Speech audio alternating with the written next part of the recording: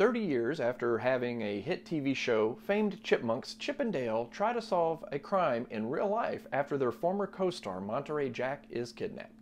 Hollywood is stuck in this vicious cycle of just recycling existing intellectual property and trying to prey on people's nostalgia. Many of these reboots and rehashes seem very derivative and lazy. I fully expected this to be the case with Chip and Dale, especially after last year's Space Jam movie flopped. The 2022 Chip and Dale is actually pretty great. The story is nothing special and even fairly predictable, and in that way it feels like just another copy and paste story that me and everyone else is just getting sick of. What makes this film different is the attention to detail and the writer's complete understanding of the source material of dozens and dozens of properties and knowing how to twist those properties into a bunch of funny background jokes. While both John Mulaney and Andy Samberg as the titular chipmunks are great, what I really enjoyed the most about the movie is the things happening in the background, whether it was billboards or movie boxes, campaign signs, or just the incredible number of references to famous and not so famous cartoon properties from the last 50 years. A vomit of nostalgic cartoons has not been put together on film this well since Who Framed Roger Rabbit, who has a cameo in this movie, of course. All of the characters we have grown to know over the years are shown here, out of character, and we get to see the real them, not just the version of them we know from the cartoons. Again, it's not really anything new. Many films have done this in the past. It was just done better here. While this is definitely a kids movie, I think that the parents of those kids may actually enjoy it a bit more, especially if those parents grew up watching Disney cartoons after school and playing Sega Genesis. There are a lot of great jokes here. Most of them are visual jokes. If we can get more well thought out films like this where the writers are super fans of the source material, I'm here for it. Chip and Dale is now the gold standard for this type of movie. It's not a masterpiece, but it's well done enough to make it worth recommending to people that are around my age.